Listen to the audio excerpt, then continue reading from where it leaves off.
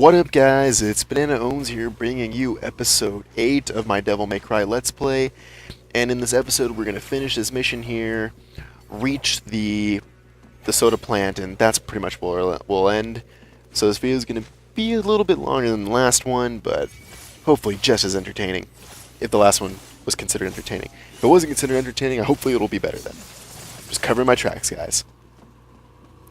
Yeah, so for this game, I've been really enjoying it. I've been playing Lollipop Chainsaw as well at the same time, which has kind of been a bit difficult just because both of them are very hack and slash games, and every now and then I get a little confused considering like the controls and such.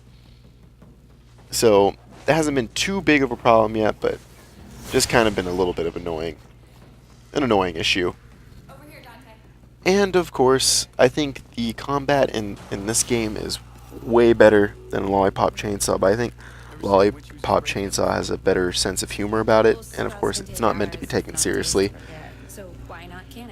I feel like this game, so far what I've seen, it's been kind of absent from like the trademark humor. I think Notice Dante kind of shies away from the cheesy one-liners.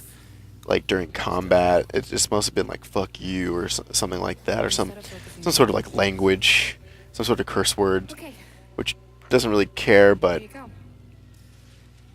oh well, oh well. The story, you don't play Devil May Cry games for like a deep story, and you don't play Lollipop Chainsaw for a deep story.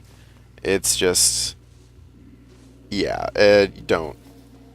If you're expecting like something as good as, let's say, let's hear a good book like Brave New World, or if you're expecting something like really thought-provoking like a BioShock when you play this game, you are surely mistaken.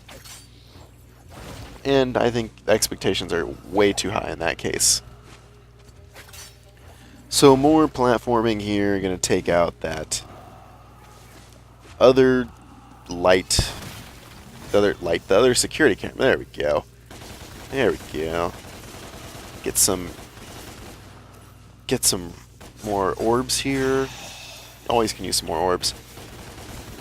You know, fucking YOLO, right? Okay, so I'm getting a little lost here. There's that security camera. Let's hop down here. Oh, can't reach from here. You gotta reach from right there. Yeah, tug that bitch.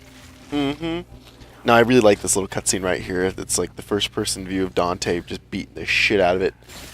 That's pretty hilarious. And of course, it spawns enemies when you take it out. What hack and slash game wouldn't have enemies spawn with you the second you do anything important? So as you see, I mentioned earlier, those shielded ones are pushovers the second you take their shields away. They're little bitches. They can't do shit. They're like the fucking Yamcha of Devil May Cry. And for those of you that don't get that reference, Yamcha is a character in Dragon Ball Z, and he is quite useless, especially considering the way of like training he has and stuff like that. In the first Dragon Ball series, he was very, I don't want to say like useful.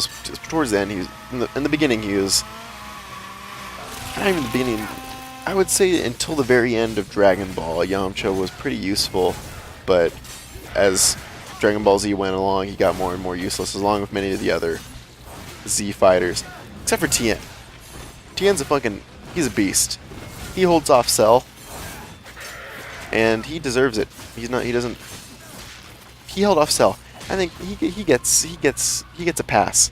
I would say he's probably the most useful thing because he actually did something. And yeah, so basically the whole Yamcha comparison is because he's like useless. So let's continue moving through this level here, and again more kind of races against walls closing in, because God, I just love the way Limbo's designed, just the whole like messing with cities and such. Just damn, it's so pretty to look at. It's very pretty. Oh my God, I love looking at the pretty things. Thank you, Counselor Steve. I like looking at the pretty things.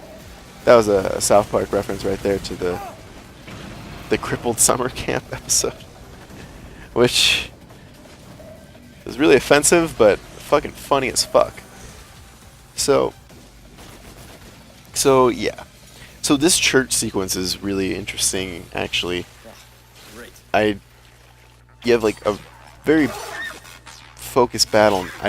The way this whole building is designed is it really promotes a lot of the aerial attacks. Just the way the game as a whole is designed. It promotes a lot of air juggling because you can pull enemies up to you and then pull yourself towards enemies. So the air juggling is really promoted in this game, and it's super fun.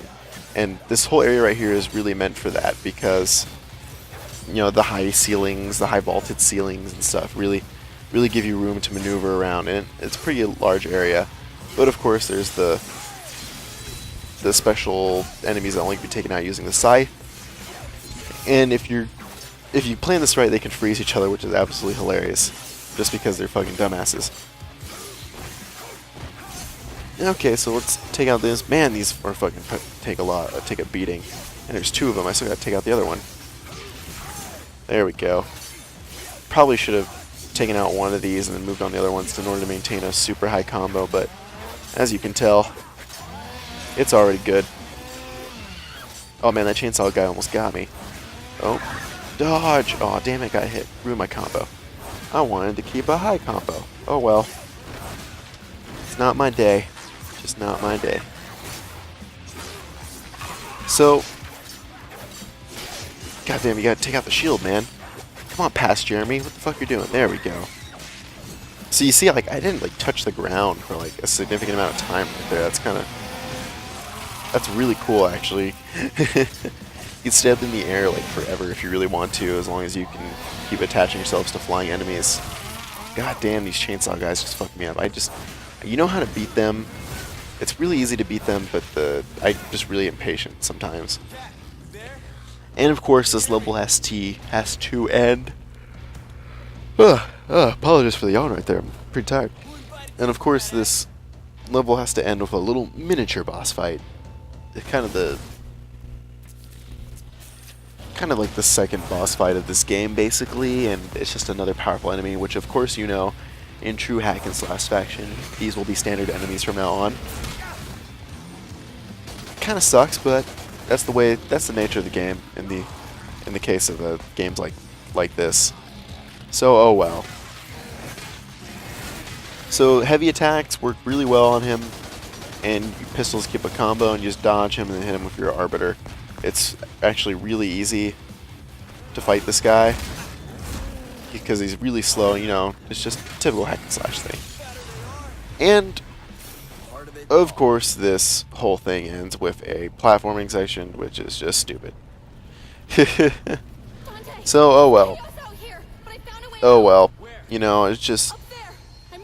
This is the last little section. It's fairly easy. You just use your little angel dash. And I like the way this is designed with the whole like area just moving farther away and the floor collapsing. Just this whole area is just super slick. The whole like church design. But anyway, that really concludes this episode, guys. So I'll see you in the next one, and keep on watching.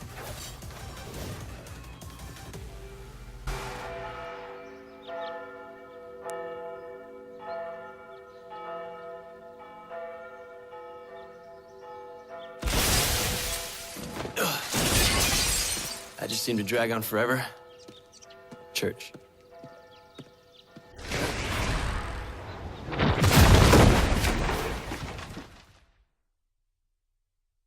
The police have released footage of the terrorist responsible for the recent attacks at St. Agrius' church. He goes by the name of Dante. Remember his face, people. If you see him, inform the police immediately, but do not approach him. He has a history of physical violence and is a known sexual deviant. This is Bob Barbas, just doing God's work.